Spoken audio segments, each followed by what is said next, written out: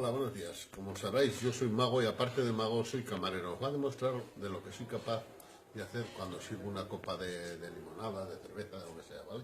Vais a ver el equilibrio y la fuerza mental que tengo también para controlar la vajilla. Vale, allá va el mago Mozart.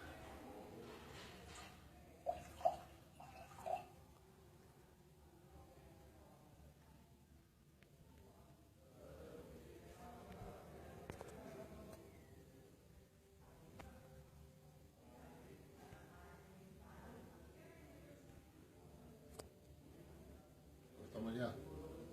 Ya está, ¿no? Cortamos.